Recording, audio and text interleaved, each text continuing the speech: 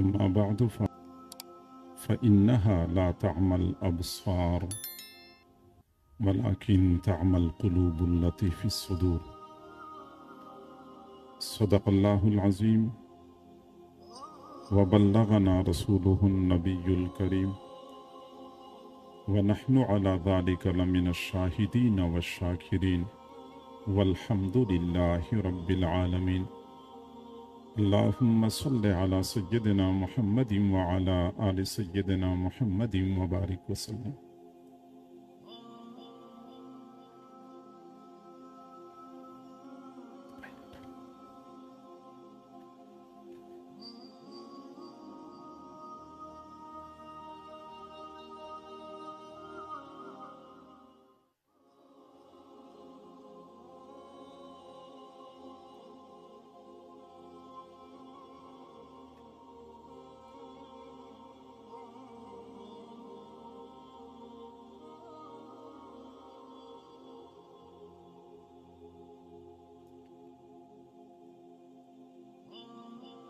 اللہ تعالیٰ نے محض اپنے فضل اور کرم سے ہمیں انتہائی قیمتی اعضاء عطا فرمائے۔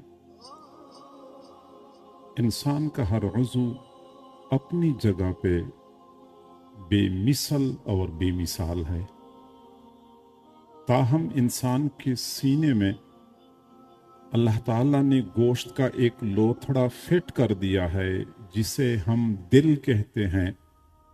قدر و قیمت کے اعتبار سے تمام اعضاء پر فوقیت اور برتری رکھتا ہے، اور اس کی بنیادی وجہ یہ ہے کہ اس دل کی اصلاح اور فساد کے ساتھ باقی اعضاء کی اصلاح اور فساد وابستہ ہے۔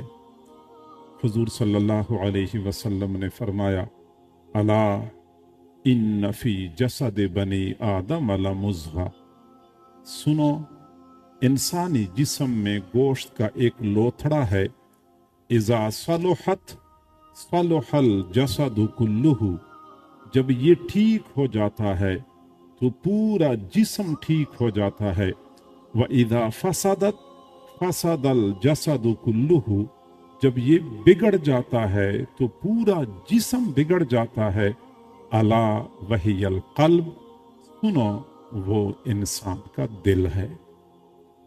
دل کے بگاڑ ہی سے بگڑتا ہے آدمی، دل کے بگاڑ ہی سے بگڑتا ہے آدمی، جس نے اسے سنوار لیا وہ سنور گیا۔ تو دل کے بننے سے بندہ بنتا ہے، دل کے بگڑنے سے بندہ بگڑتا ہے، اور یہی وجہ ہے کہ حضرات انبیاء کرام دنیا میں تشریف لائے، انہوں نے لوگوں کے دلوں کو محنت کا میدان بنایا، دلوں پر محنت کی، دلوں کو بدل دیا۔ جب لوگوں کے دل بدل گئے تو انسان بدل گئے، جب انسان بدل گئے تو معاشرہ بدل گیا، نظام بدل گیا۔ آج ہم چاہتے ہیں کہ دنیا میں جو فساد برپا ہے، بگاڑ پیدا ہو چکا ہے، اس کا خاتمہ ہونا چاہیے، درستگی آنی چاہیے، لیکن ہم محنت الٹی سمت سے کر رہے ہیں، حالانکہ اصلاح کی کوشش اپنے من اور باطن سے کرنی ہوتی ہے۔ تو دل کے بننے سے پورا انسان بن جاتا ہے، اور یہ بھی ایک حقیقت ہے کہ اللہ رب العزت کے ہاں کسی بھی بندے کی فضیلت اور برتری کا دار و مدار بھی اسی دل پر ہے۔ دل بنا ہوا ہے تو اللہ کے ہاں مقام اور مرتبہ ہے، دل میں بگاڑ ہے تو اللہ کے ہاں کوئی وقعت نہیں ہے۔ حبشہ سے لایا گیا غلام، رنگ کالا، ہونٹ لٹکے ہوئے، دانت باہر کو نکلے ہوئے، شکل انوکھی، لیکن دل بنا ہوا تھا، زمین پہ چلا کرتے تھے، ان کے پاؤں کی آہٹ اللہ کے ہاں عرش پہ سنائی دیا کرتی تھی۔ اور دوسری جانب قریش جیسے اعلیٰ خاندان سے تعلق رکھنے والا، حضور صلی اللہ علیہ وسلم کا قریبی رشتہ دار، معاشرے میں بڑا اعلیٰ مقام حاصل تھا، مال پیسے کی کمی نہیں تھی، اپنے خاندان کی سیادت اس کو حاصل تھی، لیکن دل بگڑا ہوا تھا۔ اللہ رب العزت نے فرمایا تبت یدا ابی لہب وتب۔ دل بنا ہوا ہوتا ہے، اللہ کے ہاں مقام اور مرتبہ ہوتا ہے۔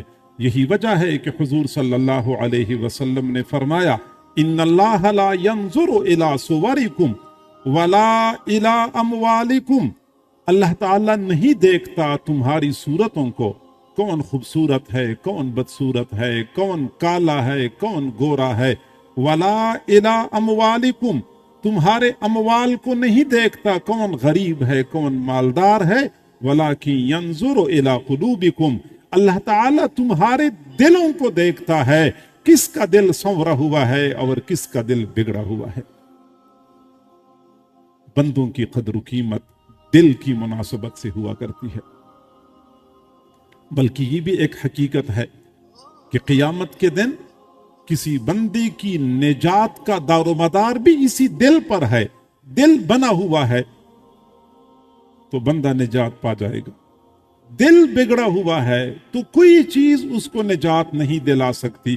یوم لا ينفع مال ولا بنون الا من اتى اللہ بقلب سلیم، قیامت کے دن نہ تو انسان کو مال نفع دے سکے گا، نہ اولاد نفع دے سکے گی، ہاں جو بندہ اللہ کے پاس صاف ستھرا سنورا ہوا دل لے کے آیا، یہ دل بندے کو نجات دلا سکے گا۔ یہی وجہ ہے کہ مشائخ صوفیاء اسی بات پہ زور دیتے ہیں کہ اپنے دلوں پر محنت کریں، دلوں کو بنائیں، دلوں کو بگاڑ سے بچائیں۔ اور یہ ایک حقیقت ہے کہ جب کوئی بندہ گناہ کرتا ہے، اس گناہ کا اثر براہ راست اس کے دل پہ پڑتا ہے۔ قرآن مجید یہ حقیقت بیان کرتا ہے کہ دل پر گناہوں کے 4 طرح کے اثرات پڑتے ہیں۔ پہلا اثر، دل اندھا ہو جاتا ہے۔ جب کوئی بندہ گناہ کرتا ہے، بار بار گناہ کرتا ہے، تو دل اندھا ہو جاتا ہے۔ دل بھی اندھا ہوتا ہے؟ جی ہاں، دل بھی اندھا ہوتا ہے۔ جس طرح کہ یہ آنکھیں اندھی ہو جاتی ہیں تو بندہ بصارت سے محروم ہو جاتا ہے، دل اندھا ہو جاتا ہے تو بندہ بصیرت سے محروم ہو جاتا ہے۔ حضرت خالد بن معدان رحمہ اللہ نے فرمایا ما منکم من احد الا ولہ 4 اعین، تم میں سے ہر بندے کو اللہ نے 4 آنکھیں عطا فرمائی ہیں۔ عینان فی الرأس یبصر بہما امر دنیاہ، 2 آنکھیں بندے کے سر میں ہوتی ہیں جس سے بندہ دنیا کی امور دیکھتا ہے۔ وعینان فی القلب یبصر بہما امر دینہ، 2 آنکھیں بندے کے دل میں ہوتی ہیں جس سے بندہ دین کی امور دیکھتا ہے۔ تو جب یہ سر کی آنکھیں اندھی ہو جائیں، بندہ بصارت سے محروم ہو جاتا ہے، دل کی آنکھیں اندھی ہو جائیں تو بندہ بصیرت سے محروم ہو جاتا ہے۔ یہ آنکھیں اندھی ہو جائیں، بندے کو یہ دنیا کا راستہ نظر نہیں آتا، در در کی ٹھوکریں کھاتا رہتا ہے۔ دل کی آنکھیں اندھی ہو جائیں تو بندے کو دین کا راستہ نظر نہیں آتا، در در کی ٹھوکریں کھاتا رہتا ہے۔ نتیجہ کیا نکلتا ہے کہ جب دل اندھا ہو جاتا ہے، اللہ تعالیٰ نے قرآن مجید میں ارشاد فرمایا فَإِنَّهَا لَا تَعْمَى الْأَبْصَارُ وَلَكِنْ تَعْمَى الْقُلُوبُ الَّتِي فِي الصُّدُورِ، یہ آنکھیں اندھی نہیں ہوتی، دل اندھے ہوتے ہیں جو سینوں میں ہوتے ہیں، دل اندھے ہوتے ہیں۔ اور جب دل اندھا ہو جاتا ہے تو نتیجہ یہ نکلتا ہے کہ بندے کو حق باطل نظر آتا ہے، باطل حق نظر آتا ہے۔ گناہوں کی کثرت کی وجہ سے دل کے اندر سے بصیرت ختم ہو جاتی ہے، حق باطل نظر آتا ہے، باطل حق نظر آتا ہے۔ آج بھی ہماری اسی معاشرے میں کسی بندے کو آپ کسی برائی سے روکنے کی کوشش کریں، وہ برائی میں 1000 خوبیاں گن گن کے بتا دے گا کہ سود میں تو یہ فائدہ ہے، اور سودی کاروبار میں یہ فائدہ ہے، اور سود کے بغیر نظام نہیں چلتا، اور سود یہ اور سود وہ۔ آپ کوئی دین کی بات کریں، شریعت کے حکم میں 1000 خامیاں گن گن کے بتا دے گا کہ اس میں یہ خامی ہے اور یہ خامی ہے. یا اللہ، حق باطل اور باطل حق نظر آتا ہے، دل اندھا ہو جاتا ہے. اور اس کے بالمقابل جو لوگ گناہوں سے پاک صاف زندگی گزارتے ہیں، ان کو اللہ تعالی دل میں ایک بصیرت عطا کرتا ہے، اور یہ وہ بصیرت ہوتی ہے جس کی بدولت بندے کو وہ کچھ نظر آتا ہے جو عام لوگوں کو نظر نہیں آتا. اتقوا فراست المؤمن فإنه ينظر بنور اللہ. مؤمن کی فراست سے بچو، مؤمن اللہ کے دیے ہوئے نور سے دیکھتا ہے. تقوی کی بدولت یہ بصیرت ملتی ہے. ان تتقوا اللہ یجعل لکم فرقانا، تم تقوی اختیار کرو گے، اللہ تمہیں نور فرقان عطا کر دے گا. یہ نور فرقان کیا ہوتا ہے؟ الفارق بین الحق والباطل. یہ ایک نور ہوتا ہے جو مؤمن کو عطا کیا جاتا ہے، اور اسی نور کے ذریعے حق اور باطل میں فرق کرنا بندے کے لیے آسان ہو جاتا ہے. حلال حرام بندے کے سامنے کھل جاتا ہے، واضح ہو جاتا ہے. حضرت مولانا محمد امین صفدر اکاڑوی رحمت اللہ علیہ فرماتے ہیں کہ ہم اکاڑا میں تھے تو ہمیں کسی نے بتایا کہ لاہور میں ایک بہت بڑے بزرگ ہیں حضرت مولانا احمد علی لاہوری رحمت اللہ علیہ. دور دور سے لوگ آتے ہیں، ان سے فیض حاصل کرتے ہیں. تو ہم اسکول ٹیچروں نے مشورہ کیا کہ ہم بھی چلے جاتے ہیں، ہم بھی حضرت سے دعا کرواتے ہیں، حضرت سے بیعت کر لیتے ہیں. لیکن جانے سے پہلے ہم نے مشورہ کیا کہ پہلے ہم پتہ تو کر لیں کہ واقعی وہ اللہ والے ہیں بھی یا ویسے مشہور ہو چکے ہیں. اب یہ معلوم کرنے کے لیے ہم نے ایک طریقہ اختیار کر لیا. ہمارے ایک ساتھی کے پاس سود کا 1 روپیہ تھا، اور ہم نے حلال کے 1 روپے کا انتظام کر لیا. ہم نے سود کے روپے کے الگ سیب خریدے، وہ حلال کا جو روپے تھا اس کے الگ سیب خریدے. پھر ہم نے وہ سیب اکٹھے کر لیے، ایک تھیلے میں ڈال دیے، اور ہم اکاڑا سے لاہور پہنچے حضرت لاہوری رحمت اللہ علیہ کی خدمت میں. ہمارے ایک ساتھی نے تھیلا پیش کر لیا، حضرت یہ آپ کے لیے ہدیہ ہے. حضرت لاہوری رحمت اللہ علیہ نے تھیلے کا منہ کھولا اور ایسے تھیلے کے اندر جھانک کے دیکھا، پھر ہماری طرف دیکھا، فرمایا کہ یہ ہدیہ ہے یا امتحان ہے؟ یہ ہدیہ ہے یا امتحان ہے؟ پھر تھیلے کے اندر سے ایک سیب نکالا، ایسے دیکھا، وہ دائیں طرف رکھا. اگلا سیب نکالا، وہ بائیں طرف رکھا. اگلا نکالا، وہ دائیں طرف رکھا. اگلا بائیں طرف رکھا. اسی طرح کرتے کرتے آدھے سیب دائیں طرف رکھے، آدھے سیب بائیں طرف رکھے. پھر ہماری طرف دیکھا، مسکرائے، فرمایا کہ یہ سیب حلال کے ہیں اور یہ سیب حرام کے ہیں، یہ حلال کے ہیں اور یہ حرام کے ہیں. فرماتے ہیں جب ایسے انہوں نے فرمایا ہمیں تو حقیقت سمجھ میں آ گئی. ہم نے عرض کیا کہ حضرت آپ ہمیں بیعت کر لیں. فرمایا بیعت ہونے تو تم آئے نہیں تھے، تم تو امتحان لینے آئے تھے. امتحان مکمل ہو گیا، اب جاؤ اپنا کام کرو. ہم نے بہت منت سماجت کی لیکن حضرت نے ہمیں بیعت نہیں فرمایا. ہم واپس چلے، ریلوے اسٹیشن پہ پہنچے، میرے باقی ساتھی ٹرین پہ چڑھ گئے اور میں نہیں گیا. میں نے کہا میں تو بیعت ہوئے بغیر واپس نہیں جاؤں گا. میں واپس چلا گیا اور حضرت سے پھر ملاقات کر لی. میں نے کہا حضرت اب میں بیعت ہونے کے لیے آیا ہوں. فرمایا ہاں اب آپ ریلوے اسٹیشن سے یہاں تک بیعت ہونے کے لیے آئے ہیں. پھر مجھے اپنے غلاموں میں شامل فرما لیا. میرے بھائیو، یہ غیب کا علم نہیں ہوتا، یہ وہ بصیرت ہوتی ہے جس کا تذکرہ ترمذی کے حدیث میں ہو چکا ہے. یہ وہ نور فرقان ہے جس کا تذکرہ قرآن مجید میں ہو چکا ہے، اور اسی نور کی بدولت حق اور باطل، حلال اور حرام، جائز اور ناجائز کا فرق کرنا بندے کے لیے آسان ہو جاتا ہے.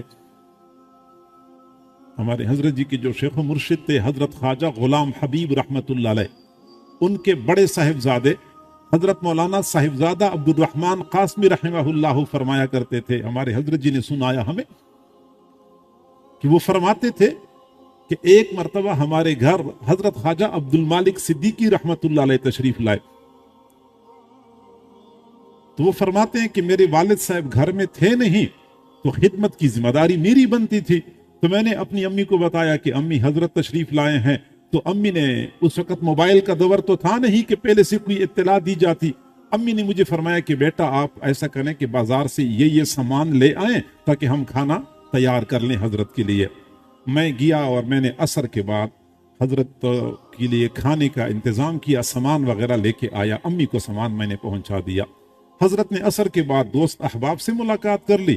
مغرب کے بعد مسجد میں مختصر بیان فرمایا اور پھر میں نے ان کو ساتھ لیا کہ حضرت کو کھانا کھلائیں. اب جب ہم بیٹھک میں پہنچے تو میری والدہ نے وہ کھانا پہلے سے لگایا ہوا تھا. اب حضرت کو ہاتھ دھلائے, حضرت بیٹھ گئے کھانا کھانے کے لیے. اب جب حضرت نے ایک ڈونگے سے ڈھکن ہٹایا, دیکھا, پھر دوبارہ اس پہ ڈھکن رکھا, پھر اگلے ڈونگے سے ڈھکن ہٹایا, دیکھا, پھر دوبارہ ڈھکن رکھ دیا جیسے ناگواری کا اظہار کر رہے ہوں. پھر تیسرے ڈونگے سے ڈھکن ہٹایا, دیکھا, پھر زور کے ساتھ ناگواری کے ساتھ ڈھکن رکھ دیا اور پھر میری طرف دیکھا غصے سے.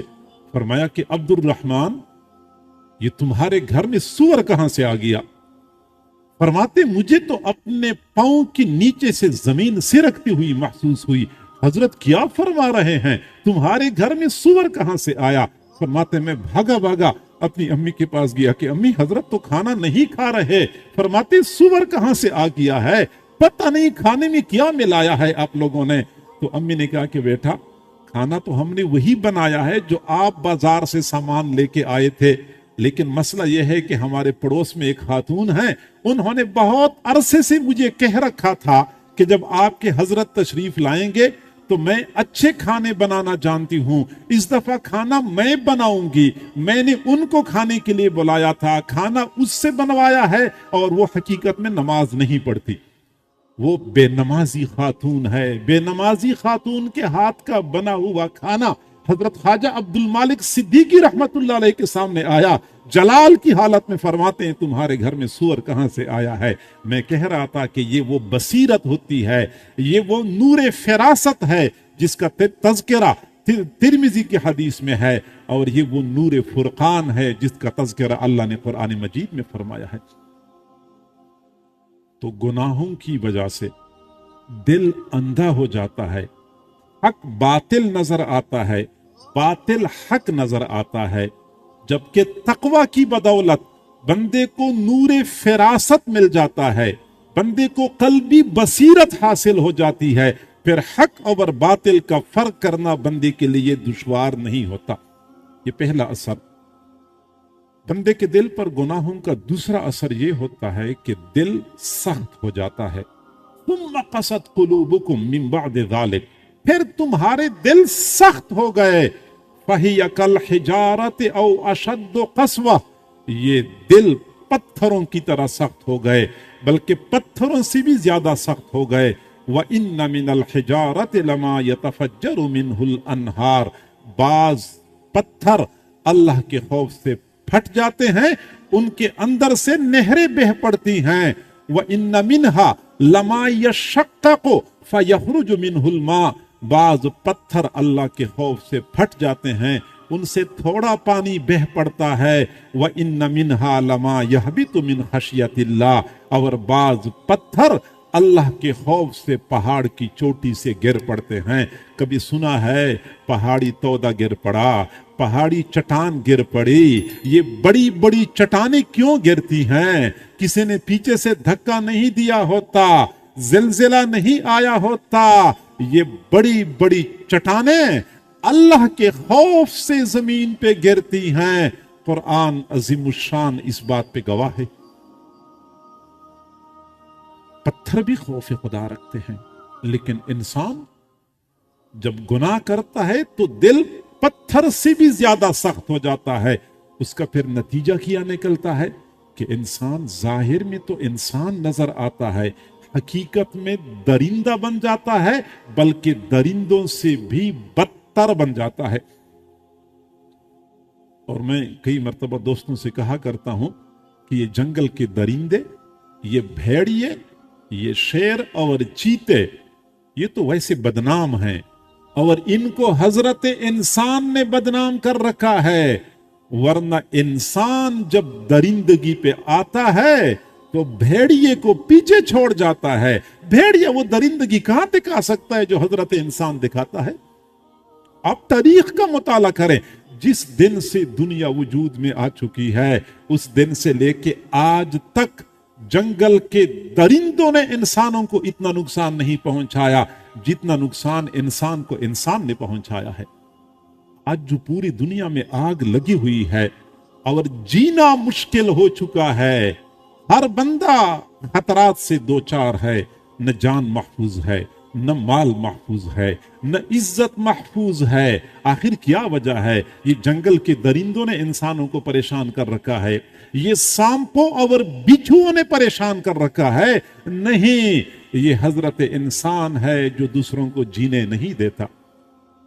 भेड़िया कितना नुकसान करता है, जब उसको भूख लगती है मजबूर होता है, फिर वो शिकार के लिए निकलता है, फिर वो कोशिश करता है अपनी जरूरत के मुताबिक किसी एक जानवर का शिकार कर लेता है, पेट भर जाता है, किसी झाड़ी में सर रख के सो जाता है, सुकून का फिजा का समा कायम हो जाता है, क्योंकि अब उसको जरूरत नहीं है, अब पेट भर गया है, अब वो किसी का कुछ नहीं बिगाड़ता। हिरनें भी चल रही होती हैं, खरगोश भी करीब करीब फिर रहे होते हैं, ये किसी को कुछ नहीं कहता, क्योंकि अब इसको जरूरत नहीं रही, इसका पेट भर गया है।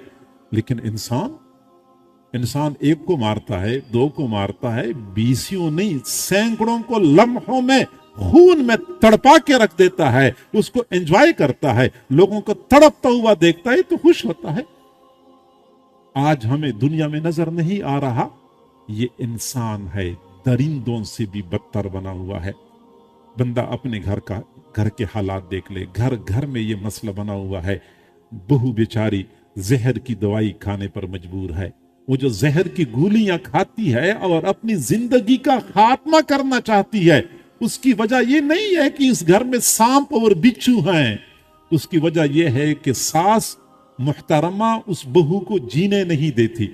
अगर सास गोशाए तन्हाई में बैठकर अपने लिए मौत की दुआएं मांग रही है, रो रो के मौत मांग रही है, उसकी वजह यह नहीं है कि सास मुहतरमा को सांपों ने या बिच्छुओं ने परेशान कर रखा है। ये बहू है जिसने अपना वसी घर अपनी सास के ऊपर तंग कर रखा है। तो मेरे भाइयों, जब दिल सख्त हो जाता है तो इंसान जाहिर में इंसान नजर आता है, हकीकत में दरिंदा बन जाता है, बल्कि दरिंदों से भी बदतर बन जाता है। ये दूसरा असर है। और गुनाहों का तीसरा असर दिल पर यह पड़ता है कि दिल जंग आलूद हो जाता है। दिल जंग आलूद हो जाता है। जी हां, कुरान अजीमुशान कहता है, कल्ला बर्राना अला कुलूबिहिम मा कानू यक्सिबून, इनके दिलों पर इनके अमाल ने जंग लगाया हुआ है। दिलों पर इनके अमाल ने जंग लगाया हुआ है। दिल पे जंग लग जाता है। हुजूर सल्लल्लाहु अलैहि वसल्लम ने फरमाया, इन्न हादिहिल कुलूब तस्दउ कमा यस्दउल हदीद, जैसे लोहे को जंग लगता है ऐसी ही दिलों को भी जंग लग जाता है। और जब दिल जंग आलूद हो जाता है तो उसका नतीजा ये निकलता है कि बंदा नेक आमाल की लज्जत से ना आशना हो जाता है। नेक आमाल करते हैं, लज्जत का एहसास व इदराक नहीं होता। नमाजें पढ़ते हैं, लुत्फ नहीं मिलता। तिलावत करते हैं, सुरूर हासिल नहीं होता। या अल्लाह, ये जो अल्लाह वाले कहते हैं कि बंदा अल्लाह अल्लाह कहता है तो पूरा जिस्म शीरो शक्कर बन जाता है, ये कैसे शीरो शक्कर बनता है? ये जो सजदा बंदा करता है और सर उठाने को दिल नहीं करता, ये कैफियत बंदे को कैसे हासिल होती है? दिल जंग आलूद हो जाए, नेक अमाल की लज्जत से ना आशना हो जाता है। और ये बात याद रखें कि जिस तरह मादी दुनिया में कुछ लज्जात हैं, ऐसी ही रूहानी दुनिया में भी कुछ लज्जात हैं। मादी दुनिया में नरम और मुरगन ग़िज़ाएं खाने का अपना मजा है, जबकि रूहानी दुनिया में अल्लाह की खातिर भूखा प्यासा रहने का अपना मजा है। तो किसी अल्लाह वाले से पूछें, शदीद प्यास लगी होती है, गर्मी का मौसम होता है, रोजा रखा होता है, असर के वक्त वो शदीद प्यास में जो सुरूर मिलता है, दूसरे लोगों को ठंडे मीठे मशरूबात पीने में वो मजा नहीं मिलता। नरम और मुरगन ग़िज़ाएं खाने का अपना मजा, जबकि अल्लाह की खातिर भूखा प्यासा रहने का अपना मजा। नरम नरम बिस्तरों पे शब्बाशी करने का अपना मजा होता है, जबकि आधी रात के वक्त अल्लाह के सामने रुकू सजदा करने का अपना मजा है। स्क्रीन के सामने बैठकर थरकते जिस्मों के तमाशे देखने का अपना मजा है। कुरान अजीमुशान को खोल के तिलावत करने का अपना मजा होता है। पूरी पूरी रात दूसरों की बेटियों के साथ सेल फोन पे राब्ते करने का अपना मजा है, जबकि रात के आखिरी पे हर मुनाजात के जरिए अपने अल्लाह के साथ तार जोड़ने का अपना मजा है। दोस्तों के दरमियान महफिलों में खलखला के हंसने का अपना मजा है, जबकि रात की तन्हाइयों में अल्लाह के सामने आंसू बहाने का अपना मजा होता है। दोस्तों के साथ सैर सपाटों पे जाने का अपना मजा होता है, जबकि दीन मतीन की खातिर दर दर की ठोकरें खाने का अपना मजा होता है। मादी दुनिया की अपनी लज्जात हैं, रूहानी दुनिया की अपनी लज्जात हैं। अफसोस से कहना पड़ता है कि हम रूहानी दुनिया की लज्जात से नाआशना हो चुके हैं। हमें नहीं पता कि नमाज में क्या लुत्फ मिलता है, सजदे में क्या सुरूर मिलता है। हजरत मौलाना फजलुर रहमान गंज मुरादाबादी रहमतुल्लाह अलैह ने फरमाया, अशरफ अली, जब मैं सजदा करता हूं मुझे यूं महसूस होता है जैसे मैंने अल्लाह के कदमों पे सर रखा हुआ है, सर उठाने को दिल नहीं करता। हम नमाज पढ़ते हैं सवाब के लिए, अल्लाह वाले पढ़ते हैं सवाद के लिए, मजे के लिए पढ़ते हैं। हमारे लिए 5 नमाजें पढ़ना मुश्किल, अल्लाह वालों का 5 नमाजों से गुजारा नहीं होता। 5 नमाजों के अलावा और मवाक़े के मुतलाशी होते हैं। फजर के थोड़ी देर बाद इशराक का बहाना बनाया, अपने महबूब परवरदिगार के साथ राज़ो नियाज में मसरूफ हो गए। फिर कुछ देर बाद चाश्त का बहाना बनाया, अपने अल्लाह के साथ तार जोड़ की गुफ्तगू शुरू कर दी। मगरिब के बाद अव्वाबीन के जरिए अपने महबूब के साथ मुनाजात में महव हो गए, और रात के आखिरी पे हर तहज्जुद के जरिए अपने महबूब परवरदिगार से राज़ो नियाज करके अपनी मोहब्बत को तस्कीन पहुंचाने की कोशिश शुरू कर दी। जी नहीं भरता नमाज पढ़ने से। हम तो नमाज पढ़ते से बोझ होता है, मस्जिद में आने को दिल नहीं करता। बाहर खड़े होते हैं, कितना टाइम बाकी है, अभी नमाज में 2 मिनट बाकी है, अच्छा चलो उधर बैठ के कुछ बातें कर रहे हैं, अभी कितना टाइम बाकी, अभी 1 मिनट बाकी है। 1 मिनट पहले भी मस्जिद में आना, क्योंकि मस्जिद जेल की तरह महसूस होती है, और जो ही सुई सुई पे चढ़ जाती है फिर मस्जिद में आते हैं, लेकिन जो ही सलाम फेरते हैं अल्लाहुम्मा अंत सलाम व मिनका सलाम, ये भी याद नहीं होता। ऐसे भागे भागे जा रहे होते हैं जैसा कि कैदियों को जेल से रहाई मिल चुकी है। ताल्लुक नहीं है ना, मजा नहीं आता, लुत्फ नहीं मिलता। थोड़ी सी किरात लंबी हो गई, ओ कारी साहब आज तो आपने मरवा दिया, इतनी तिलावत आपने लंबी कर दी। जी हाँ, तिलावत लंबी हो जाए हम परेशान, सजदा लंबा हो जाए तो हम परेशान, क्योंकि अमाल की लज्जत से हम ना आशना हैं। क्यों ना आशना है? इसलिए कि दिल जंग आलूद है। कल्ला बर्राना अला कुलूबिहिम मा कानू यक्सिबून। और दिल पर गुनाहों का चौथा असर ये कि दिल मोहर ज़दा हो जाता है। खतमल्लाहु अला कुलूबिहिम, अल्लाह ने इनके दिलों पर मोहर लगा दी है, मोहर लग जाती है। वकालू कुलूबुना गुल्फ, यहूद कहते थे हमारे दिलों पर गिलाफ चढ़ चुके हैं। अम अला कुलूबिन अक़फ़ालुहा, इनके दिलों को ताले लग चुके हैं।